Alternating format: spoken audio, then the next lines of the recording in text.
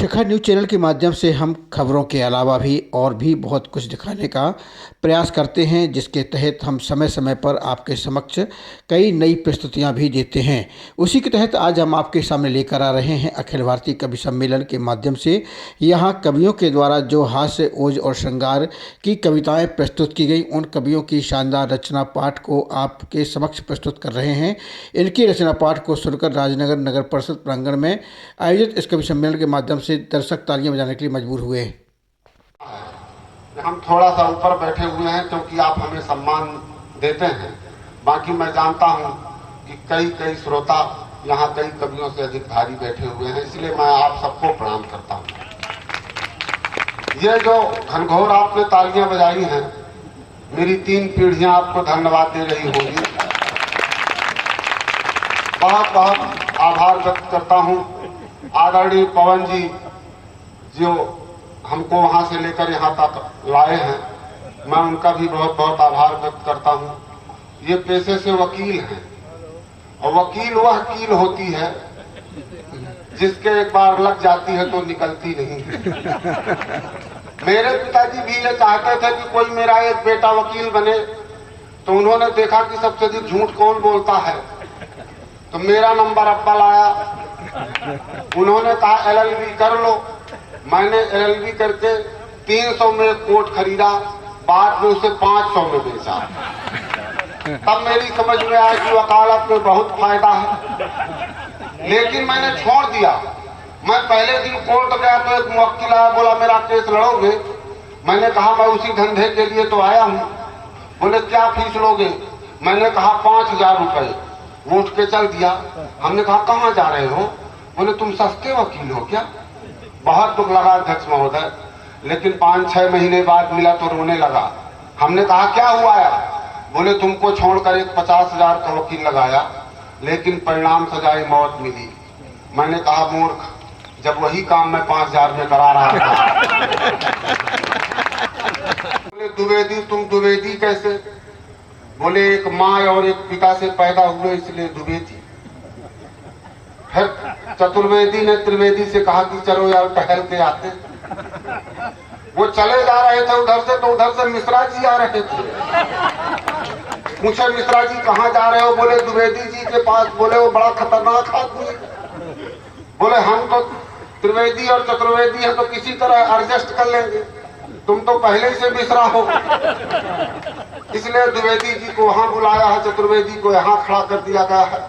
मैं चाहता हूं कि जिनका आज सम्मान हुआ, जिनके कार्यों के बदौलत, उनके लिए बड़ी तालियां होनी चाहिए। और ये राजनगर है, सम्मान करना जानता है।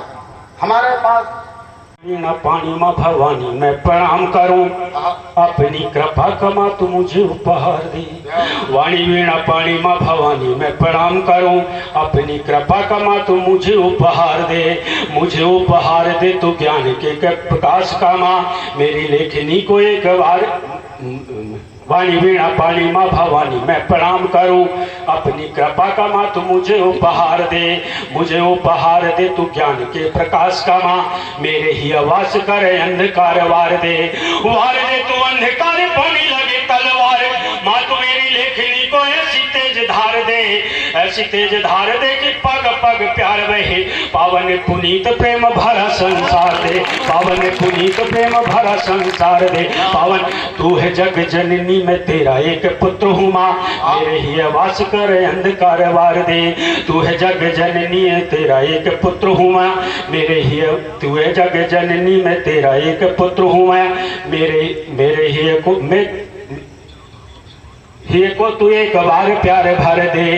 जग को नहीं है प्रेम प्रीत की प्रतीत की कोई, मेरे ही आवास करे अंधकार वार दे। देश के लिए ही जिए देश के लिए मरे, देश के लिए ही जिए देश के लिए ही मरे, ऐसा मेरे रग रग में विचार भर दे। देशद्रोहियों के शीश काट के चढ़ाऊं तुझे, मेरी लेखनी को ऐसी तलवार कर दे। मेरी निश्चित रूप से भगवती की आराधना हुई। मुझे याद आता है कि राजा जनक ने अपने सभासदों से पूछा कि अगर सूरज रोशनी देना बंद करे तो हम किससे रोशनी लेंगे? तो सभासदों ने कहा महाराज फिर हम चंद्रमा से रोशनी लेंगे। बोले अगर चंद्रमा भी रोशनी देना बंद करे तो? बोले हम तारागणों से रोशनी लेंगे। बोले अगर तारागण भी रोशनी देना बंद करे? बोले फिर हम दीपक से रोशनी लेंगे। बोले अगर दीपक भी रोशनी देना बंद करे? बोले महाराज फिर हम शब्दों से रोशनी लेंगे। और ये जो शब्दों का यह गात में किया है, कविता के लिए ये आवश्यक नहीं है कि कितनी लंबी कविता लिखी गई। एक लाइन की कविता कि जिस देश के लिए बिस्मिल गया, जिस देश के लिए बिस्मिल गया, उस देश में विष मिल गया। जिस देश के लिए बिस्मिल गया, उस देश में विष मिल गया। जिस देश के लोग वंदे मातरम के लिए जी रहे थे, उस देश के वंदे मातरम के लिए जी। आवश्यक नहीं कि हम कितनी लंबी कविता पढ़ते हैं। मैं शुरुआत करना चाहता हूं व्यंग से, जो बहुत टुकड़ों में अपनी व्यंग की बात करता है। कहीं पर तेज नारायण शर्मा बेचैन ने लिखा कि नाग पंचमी के दिन मैंने सांप की जगह नेताजी को दूध पिलाया। नाग पंचमी के दिन मेरी पत्नी ने सांप की जगह नेताजी को दूध पिलाया। यह देखकर मेरा दिमाग चकराया। मैंने कहा जब बच्चे अभाव में जीते हैं तो ये नेताजी कौन से रिश्ते में दूध पीते हैं? ये बात अध्यक्ष जी के लिए लागू नहीं है। नाग पंचमी के दिन मेरी पत्नी ने सांप की जगह नेताजी को दूध पिलाया। मेरा दिमाग चकराया। मैंने कहा जब बच्चे अभाव में जीते हैं तो ये नेताजी कौन से रिश्ते में दूध पीते हैं? वो बहुत जोर से चिल्लाई, लाउड स्पीकर की तरह भड़बड़ाई, बोली बड़े नासमझ आप हैं, अरे दर्शन कर लीजिए, ये सरकारी सांप हैं, दर्शन कर लीजिए, सरकारी सांप हैं। व्यंग वो है जिसके लिए कहा गया कि ये खादी आश्रम का कंबल है, जो गड़ता तो है लेकिन ठंड से बचाता है।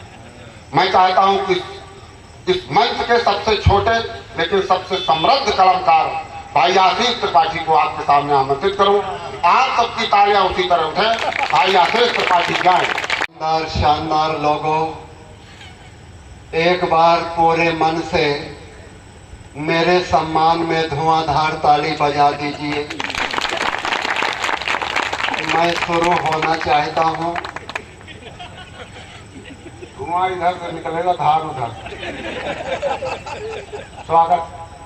ये मेरी कुंडली का दोष है भाई साहब। जब भी मैं कोई अच्छा कार्य शुरू करता हूँ तो बाधाएं इधर उधर से आती ही हैं। एक बार पूरा सदन दोनों हाथ खोल करके बताए कि राजनगर में कवि सम्मेलन होने जा रहा है। माँ शारदा की नगरी मैहर से आपके बीच में हूँ। बहुत अच्छा संचालन आदरणीय चतुर्वेदी जी कर रहे हैं। हाँ जी, ठीक तो है ना? अगले बार से 2 ईंटें ले आना, जो छोटा पड़े उसी के नीचे लगा देना। बहुत अच्छा संचालन आदरणीय चतुर्वेदी जी कर रहे हैं। मुझे उठाया, ईश्वर उन्हें भी बहुत जानदार टाप के लोग हैं। देखिए मैं टाप का कवि हूँ आदरणीय। बहुत अच्छी टीम आपने इस बार बुलाई है और आपका स्नेह रहा, सत्येंद्र भैया का आदेश रहा, मैं आ गया हूँ और बिना किसी मानदेय तय करके मैं आया हूँ। और मैं विश्वास दिलाता हूँ कि आप अगले वर्ष बुलाएंगे तो मैं जरूर आऊंगा। मुझे बहुत अच्छा लग रहा है, बहुत अच्छा लग रहा है। बड़ी आदरणीय अध्यक्ष जी, परिस्थितियां बदली हुई हैं। मैं तो बच्चों शिक्षक हूं पेशे से, बच्चों से बात करने में डर लगता है। आज चतुर्वेदी जी बता रहे थे कि यार मेरा छोटा बेटा जो 8 साल का है 10 बजे सोकर उठा। मैंने उसे डांटा, यार तुम्हारी उम्र के लाल बहादुर शास्त्री जी थे, नदी तैरकर विद्यालय जाते थे, तुम हो 10 बजे सोकर उठ रहे हो। बच्चे ने जवाब दिया, पापा जी आपकी उम्र में भगत सिंह फांसी में छूट गए। मजे लीजिएगा, मन बने। दोनों हाथ खोल के मुझे बताइए, बात मेरी समझ में आ रही है। बच्चों के मुंह लगना ठीक नहीं है आदरणीय। मैं मैहर से सतना तक बस से आ रहा था, मेरे बाजू में एक सरदार जी बैठे हुए थे। मेरे से पूछ लिया, मैंने आपको यूट्यूब में सुना है। मैंने कहा जी हाँ। बोले इतना सारा ज्ञान आपको कहाँ से आता? मैंने अपनी सीखा दिखाई बात टालने के लिए। अध्यक्ष जी से रहा नहीं गया, उन्होंने बोले एक क्या? मैंने कहा एंटीना है आदरणीय, इसी से हमें ज्ञान मिलता है। अब सरदार जी तो सरदार जी, उन्होंने अपनी पगड़ी उतारी, बोले हमारे तो पूरा डिक्स लगा है। अरे हमने कहा सरदार रुकिएगा, ताली तो आप बजाइएगा, मजे लीजिएगा। हमने कहा सरदार जी माना कि आपके डिक्स है, 36 चैनल हैं, लेकिन आपकी दाढ़ी बड़ी है, अर्थ पाके निकल जाता है। बहुत अच्छा आप लोग सुन रहे हैं, बहुत अच्छा सुन रहे हैं। आदरणीय नटखट जी बैठे हुए हैं। आज हमें आदरणीय सत्येंद्र पांडे जी बता रहे थे, यारो मैं 8वीं कक्षा में विज्ञान पढ़ाने चला गया। अब विज्ञान में पढ़ाना था प्रकाश, तो कमरे की खिड़की बंद किया, दरवाजे बंद किया, लाइट बंद किया और एक मोमबत्ती जलाया और रामपाल नाम के बच्चे से पूछा, बताओ बेटा प्रकाश आया कहाँ से? तो पीछे से श्यामपाल ने मोमबत्ती पे फूंक मारी, बोला बताइए गुरुजी प्रकाश गया कहाँ से? ये स्थितियां हो गई। हमारे कवि सम्मेलन का इतना असर हुआ है देश में। सम्माननीय अध्यक्ष महोदय, पिछले दिनों हमारे मैहर में एक मुर्गी बाड़े में कवि सम्मेलन हुआ, संचालन चतुर्वेदी जी कर रहे थे। कविता का इतना असर हुआ कि मुर्गियों ने अंडे देना बंद कर दिए। अब वहां के प्रबंधक जी परेशान होकर दूसरे दिन चतुर्वेदी जी के पास आए, बोले आदरणीय आपकी कविताओं का कमाल, मुर्गियों ने अंडे देना बंद कर दिए। अब चतुर्वेदी जी मुर्गी बाड़े में गए, सभी मुर्गियों को सामने बुलाए और बोले सुनो रे, कल सुबह होते ही 2-2 अंडे सभी को देना है, वरना गोलियों से उड़ा दी जाओगी। सच मानिए सभी ने 2-2 अंडे दिए, लेकिन एक ने एक ही अंडा दिया। तब चतुर्वेदी जी ने पूछा, क्यों रे, तुमने मेरे आदेश को सुना नहीं था क्या? मुर्गी कांपते हुए बोली, हुजूर आपके आदेश को सुन के एक अंडा दे दी, वरना मैं तो मुर्गा हूँ। व्यंग्य संभालिएगा। मैं आज सुबह सुबह सब्जी मंडी गया आदरणीय, तो मैंने सब्जी वाले से पूछा कि ये नींबू कैसे दिए? बोले आदरणीय झोंक कर देखिए संतरे रखे हुए हैं। ऐसी घटनाएं होती हैं। आइए मैं 4 पंक्तियां रखता हूं, व्यंग्य संभालिएगा। कि पानी की समस्या को देखते हुए हमने पत्र में विचारों को सहेजा, साधारण डाक से वरुण देव के नाम भेजा, लिखा जलेश आपके विभाग में कितना भ्रष्टाचार है, आम आदमी बूंद बूंद पानी को लाचार है, आपके परोपकारी बादल आजकल परोपकार से दूर हैं, कितने निर्मम है क्रूर हैं। ठीक सप्ताह भर बाद वरुण देव का जवाबी पत्र आया, हमने दोस्तों को पढ़कर सुनाया, लिखा था व्यर्थ में ही बादलों से पानी की आशा है, क्योंकि आज का इंसान पानी का नहीं खून का प्यासा है, खून का प्यासा है, खून का प्यासा है। एक क्षणिका और संभालिएगा, राजनगर के प्रबुद्ध वर्ग के बीच रखता हूं कि लॉकडाउन के दौरान, सम्माननीय अध्यक्ष महोदय, लॉकडाउन के दौरान हमने सब्जी वाले से पूछा, हमने सब्जी वाले से कहा सोशल डिस्टेंस का ध्यान रखते हुए दुकान चलाया करो, पोलिंग बूथ की तरह बेवजह भीड़ मत बढ़ाया करो, तुम्हें पता नहीं पूरी दुनिया में कोरोना का कहर है, प्यारे बीमारी नहीं जहर है। सब्जी वाला हमारे ही अंदाज में बोला, धीरे से होठ खोला, कोरोना और सोशल डिस्टेंस ये कहना तो नाइंसाफी है, दूरियां बढ़ाने हेतु देश की सियासत होती है, देश की सियासत। तो भीड़ का कुछ और भी होता है। बहुत सी बातें अपने विचारों के माध्यम से, अपने व्यंग के माध्यम से भाई आशीष त्रिपाठी ने की और निश्चित रूप से आप सबको अच्छा भी लगा होगा। इसके पहले बहुत सी बातें की, देश की तमाम व्यवस्था पर बात की। अभी कुछ राज्यों के परिणाम आए। मेरा एक मित्र हरियाणा में रहता है, तो उसने जब वोट पड़ गई तो हमने पूछा कि मामला क्या। बार संघ के पूर्व अध्यक्ष तिवारी जी और वर्तमान अध्यक्ष श्री उपाध्याय जी, बुद्धिजीवी संवर्ग का प्रतिनिधित्व करने वाले समस्त अभिभाषकगण, उपस्थित पार्षदगण, गणमान्य नागरिक, प्रजातंत्र का चौथा स्तंभ, पत्रकारगण, यद्यपि मुझे अफसोस हो रहा है कि राजनगर में आज जो इस मुकद्दस मकसद पर, मुकद्दस मौके पर जो उपस्थिति है वो अति अल्प है, नगण्य है। ये तो बुद्धिजीवियों का नगर हुआ करता है। मुझे ऐसा महसूस होता है कि इस कवि सम्मेलन के संबंध में यहाँ के लोगों तक सूचनाएं नहीं पहुंची हैं, परिणामतः उपस्थिति कम है। मैं कहाँ से शुरू करूं, क्या बोलूं, कुछ समझ में नहीं आ रहा है, क्योंकि मेरा जवाब ऐसा रहा कि जिंदगी भर सिर्फ सुनता ही रहा हूं। जब कार्यालय में होता था तो आदरणीय अभिभाषकगण मुझे सुनाते रहते थे, जब मीटिंग में जाता था तो कलेक्टर और कमिश्नर की सुनना पड़ती थी, और जब घर जाता था तो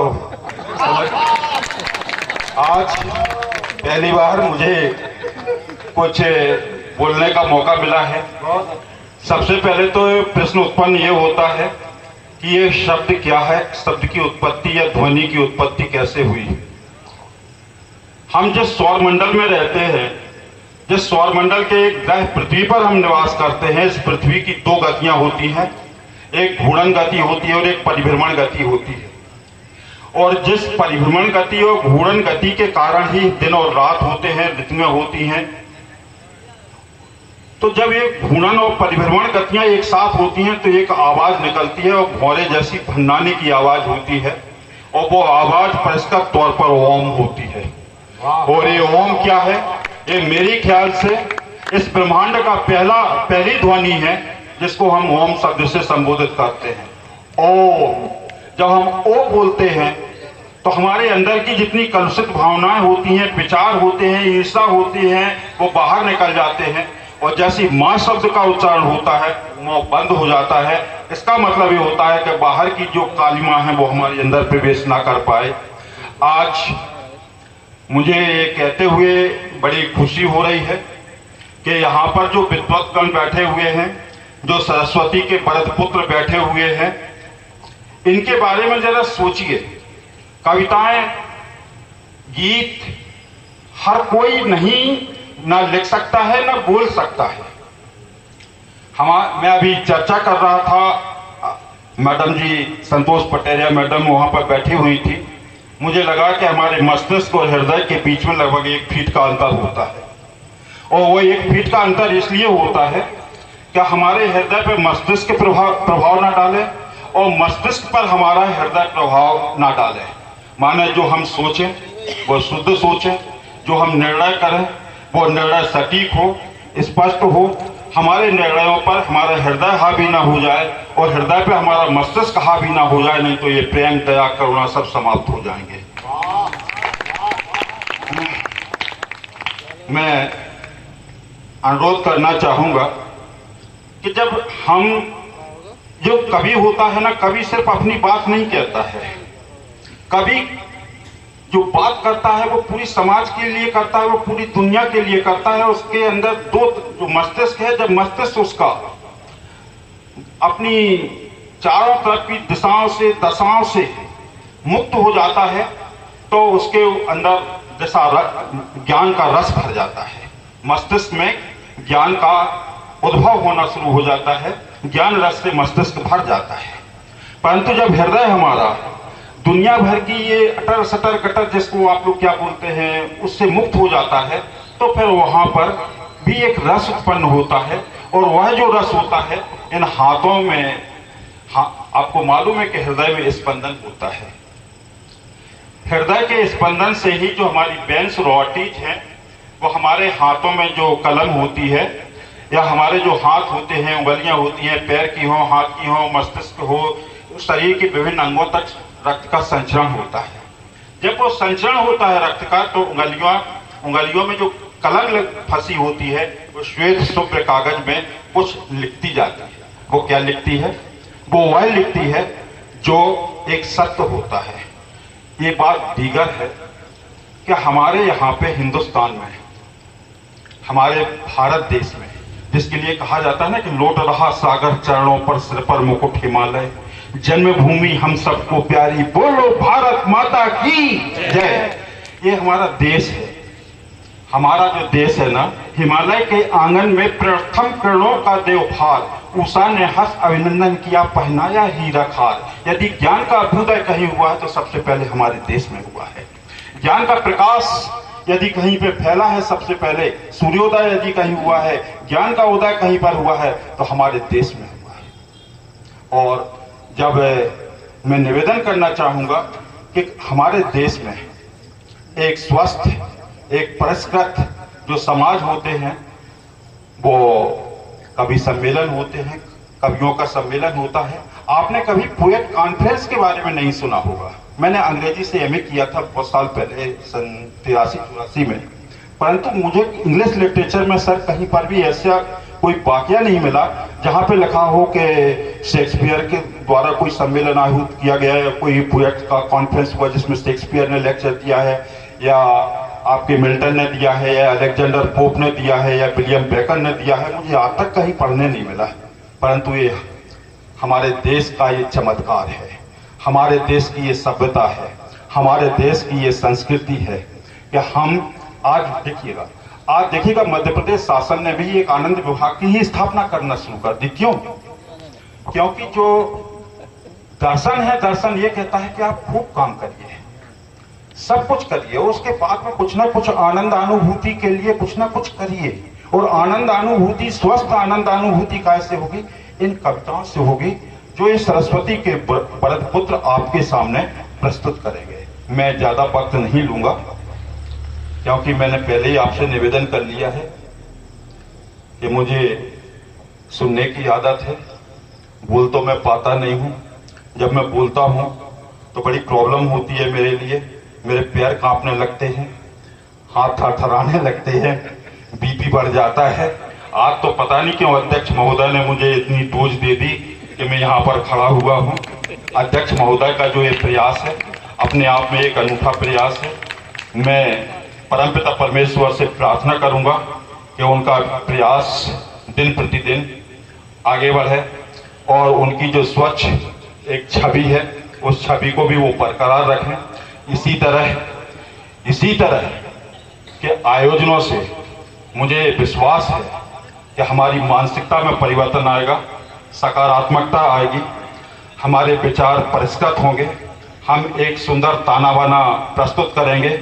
और सही बात बताऊं, सही बात तो ये है कि एक हमारा नगर है जहाँ के लोग पत्थर दिल हुआ करते हैं, और एक आपका नगर है राजनगर जहाँ पत्थरों के भी दिल हुआ करते हैं। मुझे बड़ी खुशी की बात है। दूसरे शब्दों में कहूँ, कड़वी है नीम पर क्या चंदन से कम है, और आपका राजनगर क्या लंदन से कम है। मैं वक्त बर्बाद नहीं करूंगा, मैं सिर्फ इतना कहूंगा माधव पांडे जी के शब्दों में कि कलियों की गलियों से आहट कुछ आती है, फूलों के झूलों पर ओस झूल जाती है, मौसम हंसता है, मुस्कुराते हैं तारे, चांद के कटोरे से चांदनी छलक जाती है। दे गर इजाजत आप लोग और करना हो महसूस कि मकबल पर मोती लुढ़कते कैसे हैं, तो फिर हम आप सभी को आमंत्रित करते हैं। बहुत बहुत धन्यवाद। बार बार संख्या की बात कर रहे हैं, मुझे संख्या से कभी कोई प्रॉब्लम नहीं होता। मैं तो एक व्यक्ति भी सामने बैठा हो तो मैं काम चला लेता हूं। इस विश्व की सबसे बड़ी कविता कुरुक्षेत्र में भगवान श्री कृष्ण ने पढ़ी और उसे अर्जुन ने सुना। एक कहने वाला था, एक सुनने वाला।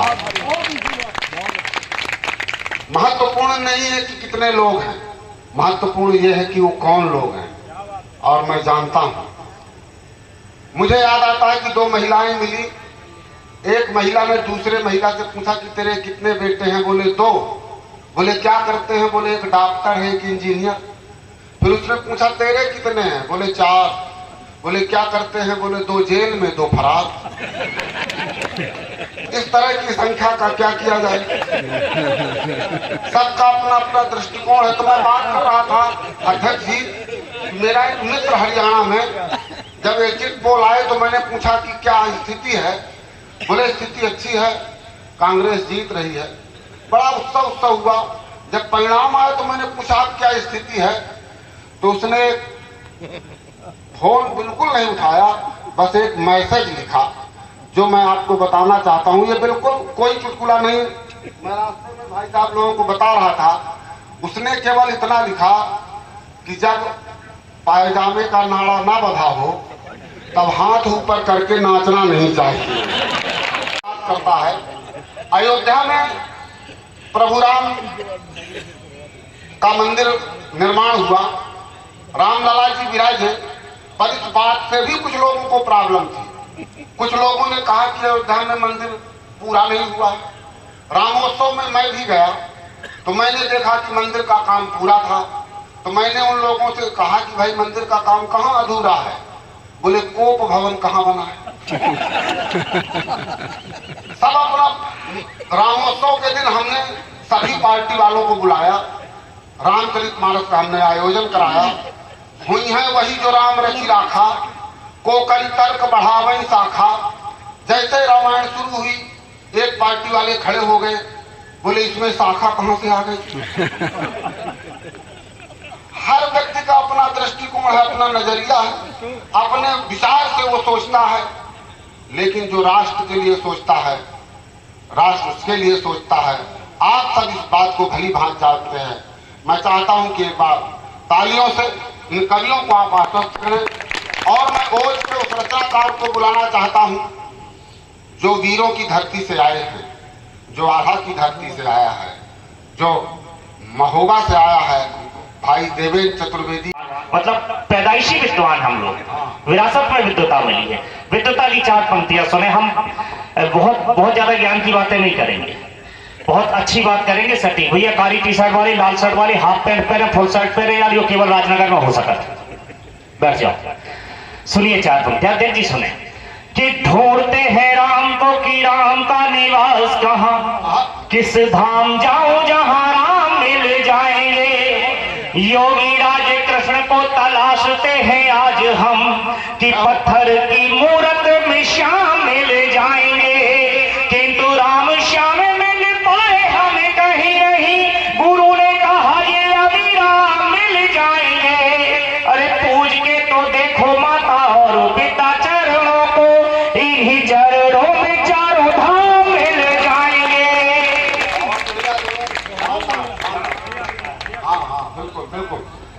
दीदी को प्रणाम करता हूँ। आदरणीय चंपुरिया जी, ये समझिए कि इस मंच पे साहित्य के विश्वविद्यालय बैठे हैं, आपको कोटि कोटि प्रणाम करता हूँ। 4 पंक्तियां और, लेकिन उसके पहले हम एक सूचना दे दें कि साहब हमारे काव्य पाठ में विशेष तालियां आपको बजाना पड़ेगी, आपकी मजबूरी है। ये नहीं अध्यक्ष जी कि आप प्रसन्नता से बजाएं। आपको बता दें कि यहाँ एक डॉक्टर नियुक्त हैं, निवासी उत्तर प्रदेश के, डॉक्टर अवधेश चतुर्वेदी, अपने जीजा। और 70% यहाँ जो लोग बैठे हैं वो वहीं इलाज कराते हैं। और जिसके साले का सम्मान नहीं होगा, और असली साले का समझ लो, जिसकी बहन अंदर उसका भाई सिकंदर।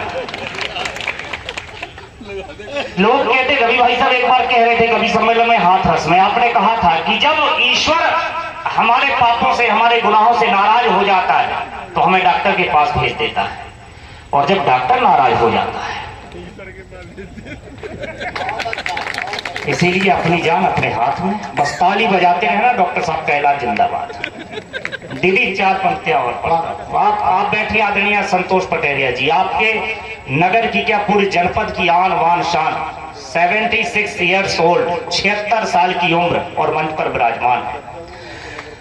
मैं लगभग 15-18 वर्ष पहले आपसे मिला था। उस समय ना हाथ में छड़ी थी, ना कमर टेढ़ी थी, ना आवाज कमजोर थी। उस समय लगता था कि राजनगर की कोई शेरनी मंच पर दहाड़ गई। मैं चाहता हूं ऐसी शेरनी के लिए एक बार जोरदार तालियां।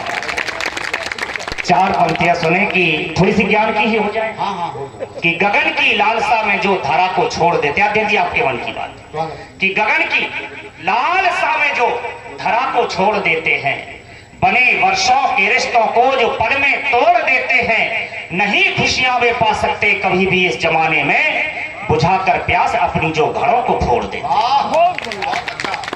और लोग कहते हैं हमें सम्मान नहीं मिला। दिल जी, सम्मान की बहुत भूख है। आपने बहुत अच्छी बात कही थी कि लोग एक पर दूसरे की, दूसरे पर तीसरे की, तीसरा चौथे की कमी निकालता है, लेकिन अपनी कमी कोई नहीं देखता। तब कहते कि मचलता है बहुत ही मन, जरा धीरज तो धर लो तुम्हें भी लोग चाहेंगे, हृदय नीरज तो कर लो तुम, और पर्वतों पर खड़े होकर ना आको सागरों की तह, अगर तह जाननी है तो जरा नीचे उतर लो तुम।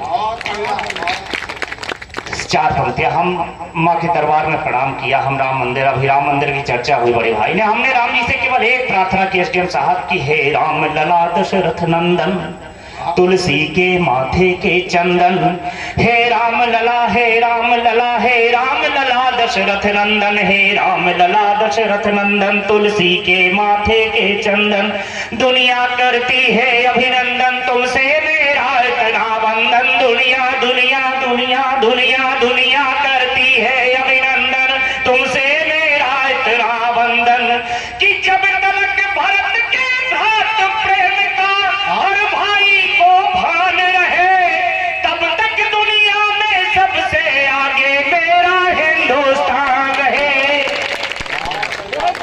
जब देश की बातें, पीछे वाले कसम खाए बैठे हैं, कहा पीछे वाले थोड़े एक बार तालियां बजा दीजिए, आगे वाले बहुत अच्छी बजा रहे। चार पंक्तियां और सुनिए। अब मैं देश में हम उतना ही अगर राम को मानते हैं तो उतना ही अल्लाह को मानते हैं, उतना ही गुरु नानक देव को मानते हैं, उतना ही हम ईसाई धर्म पर विश्वास रखते हैं। ये देश सबका है।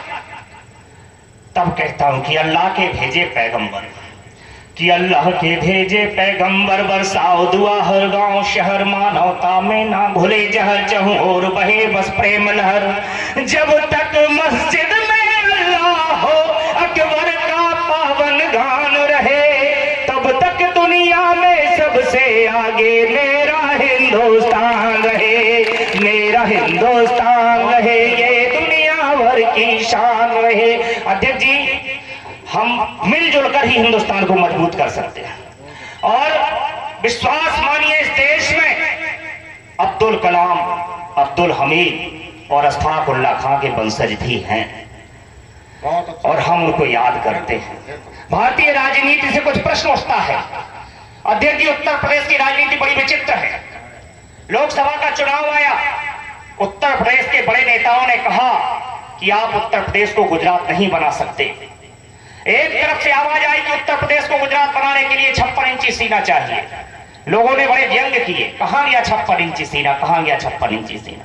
एसडीएम साहब, हमने ढूंढा वो 56 इंची सीना। क्या बात कि उरी धरा पर भारत माँ के लाल शहीद किए तुमने। एक उरी पर हमला हुआ था, याद होगा आपको। उरी धरा पर भारत माँ के लाल शहीद किए तुमने, यह घटना कर कभी न भरने वाले घाव दिए तुमने। तो पूरा देश क्रोध में आया, पूरा ही हुंकार उठा, उठी आयते पाक कुरान की, गीता वाला सार उठा, कि कौरव दल के नाश हेतु अर्जुन सा तीर साध लो तुम, बहुत हो गया धैर्य तुम्हारा, सिर पर कफन बांध लो तुम। तो सैनिक दल में जोश भरा और सीमा पार चढ़ाई की, आतंकवादियों को छल्ली कर कोसों दूर सफाई की। अब औकात समझ आई आतंकवाद के आका को, अभी तलक ना समझ सका वो धीमे तेज धमाका को। तो उनका प्राण तंत्र उनके ही सीने पर चढ़ छीना है, और दुनिया को बता दिया ये 56 इंची सीना है। वो सजा कांग्रेस आज तक भोग रही है। इसलिए भविष्य में ऐसा कभी कुछ ना कहें चाय वाले के विषय में। मैं चाहता हूं कि एक बार पूरा सदन अभिनंदन करे। कवि का काम ही, जैसा कि मेरे अनुज ने कहा कि जोड़ने का काम, और बहुत अच्छी रचना और एक नया विषय लेकर के आए। ओज का, वीर रस का जो शुद्ध तेवर होना चाहिए। आदरणीय अध्यक्ष जी के द्वारा 500 रुपए मुझे प्रदान किए गए हैं, हालांकि देने के लिए दिए गए हैं, लेकिन मैं कितना ईमानदार अंतिम तक में रह पाता हूं ये मुझ पर निर्भर करता है। क्योंकि इसी को देखकर लोगों को लालच पैदा होता है। आइए, मैं अधिक समय खर्च नहीं करना चाहता, क्योंकि मैं जितनी देर खड़ा रहूंगा मेरी चाय ठंडी हो जाएगी। मेरी भी निगाह वही है। और जिसको मैं उठाना चाहता हूं, जो झांसी से आए हैं, देवेंद्र जी, आप देख रहे हैं, मैंने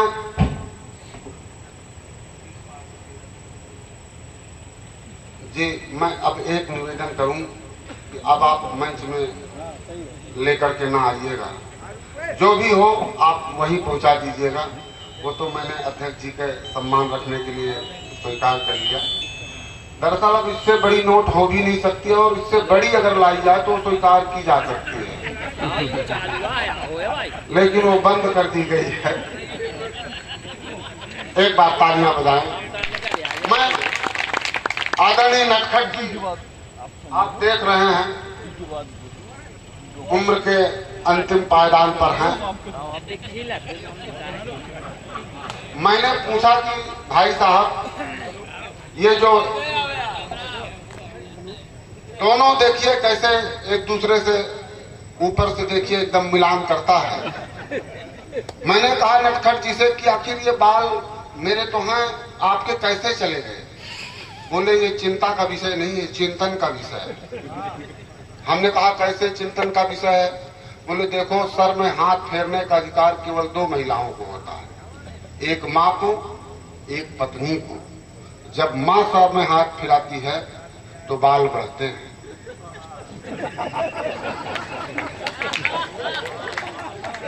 भाई साहब को देखिए,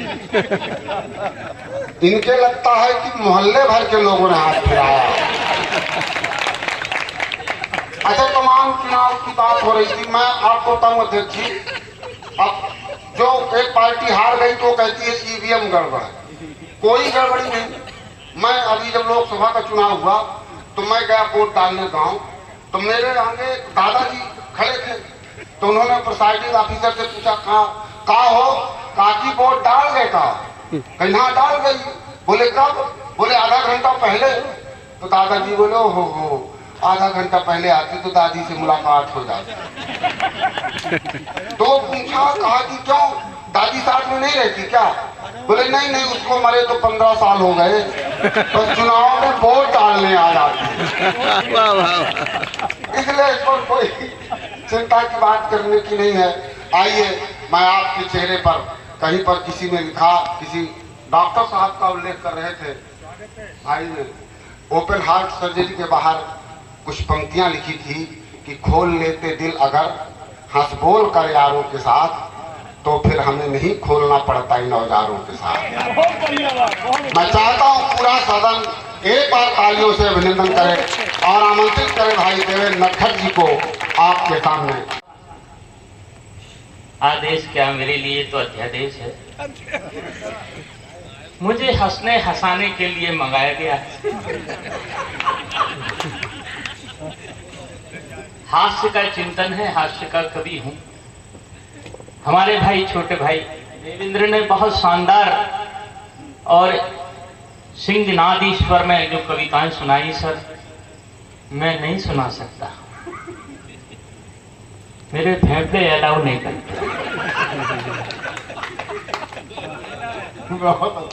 हालांकि ऐसा नहीं कि अपन ने लिखा नहीं,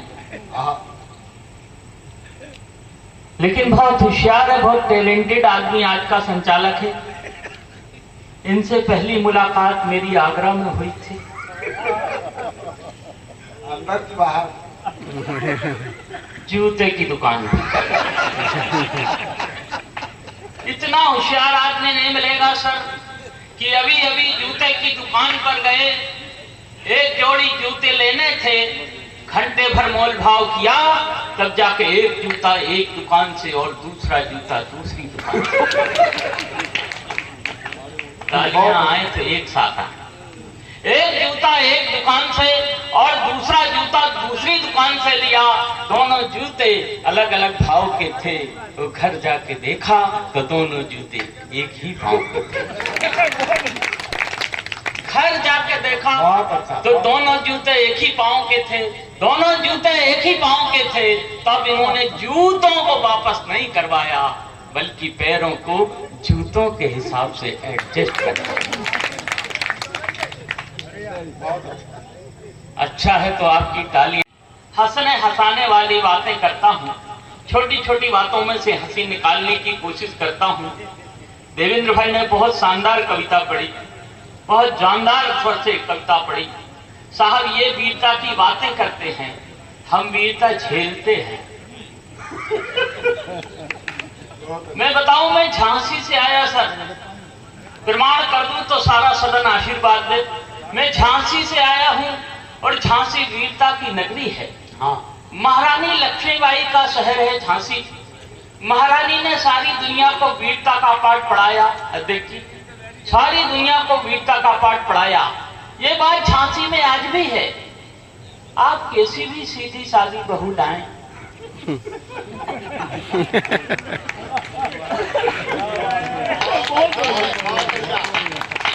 6 महीने झांसी में रखें, झांसी का पानी पिलाएं, 6 महीने में तलवार लेके खड़ी हो जाए। कहीं नहीं जाना पड़ता सर, घर पे ही निपट जाते हैं। मैं क्या युद्ध की बातें करूं सब, कि महिला पहलवान ने हमारे यहाँ अभी युद्ध हुआ जो, कि महिला पहलवान ने पुरुष पहलवान को पछाड़ा। मस्ती में सुनिए साहब, हास्य का चिंतन। महिला पहलवान ने पुरुष पहलवान को पछाड़ा, मार दिया मैदान, जीत लिया अखाड़ा। और ये देखकर उस्ताद जी का खोपड़ा खप्त हो गया। 1 मिनट में लंगोटा जब्त हो गया। ये देखकर उस्ताद जी का खोपड़ा खप्त हो गया। 1 मिनट में लंगोटा जब्त हो गया। साला सारे दाव पेच भूल गया, मुर्दे की तरह बाहों में झूल गया। क्या बात, मुर्दे की तरह बाहों में झूल गया। उस्ताद जी ने पूछा, क्यों रे पहलवान, तुझे सामने वाले पहलवान में क्या कोई शेरनी या हथनी नजर आई थी? वो बोला, नहीं उस्ताद जी, नहीं उस्ताद जी, सामने खड़ी मुझे मेरी पत्नी नजर आई थी, सामने खड़ी। तालियां कमजोर है साहब, एक बार पूरा सदन देखिए, खुल के सुने साहब। बहुत अच्छी बात। ये हास्य का चिंतन है सर। मैं सबसे प्रणाम करता हूँ। और हास्य का कभी क्या सुना सकता है सर, मैं बोझिल नहीं करना चाहता, मैं मन से सुनाने की कोशिश करता हूँ। बहुत होशियार आदमी साहब। पिछले दिनों घर गया तो देखा बहुत गुस्से में थे, बोले आज बदला ले लूंगा। हमारे चतुर्वेदी जी गुस्से में बैठे, बोले आज नटखट जी बदला ले लूंगा, बदला ले लूंगा। मैंने कही बात क्या हो गई? अरे बोले घर जाता पत्नी कहती कोई काम नहीं, दिन भर मोबाइल चलाते हैं। इन्होंने एक झोला उठाया और चल दिए भाई साहब, चल दिए। जाते ही पसरट की दुकान पे पहुंचे, बोले 5 किलो इसमें चावल दे दो। उसने भाई साहब 5 किलो चावल दे दिए। थोड़ी देर बाद फिर बोले ऐसा करो कि 5 किलो गेहूं भी इसमें डाल दो। 5 किलो गेहूं भी डलवा दिए। अगली बार बोले यार 5 किलो गेहूं से बोले और भी काम देना है। बोले यार, दुकानदार बोला ये बहुत गलत है, टेंशन में आ जाएगी कोई। बोले तुम्हें क्या मतलब, तुम तो पैसे से मतलब है तुम्हें। बोले ऐसा करो कि 5 किलो शक्कर दे दो। 5 किलो शक्कर भी उसी थैले में डलवा दी। अब दुकानदार ने बोला भैया पैसे दे दो। बोले ऐसा है कि पैसे अगले महीने देंगे। तो बोले माल वापस करो।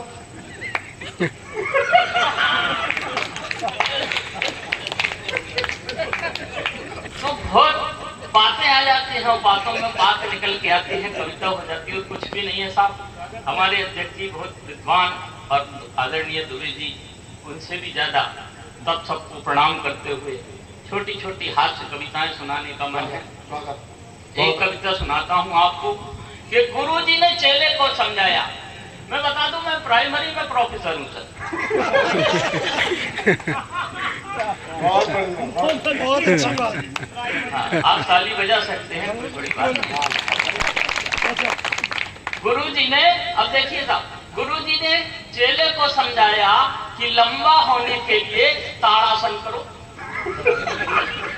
गुरु जी ने चेले को समझाया कि लंबा होने के लिए ताड़ासन करो।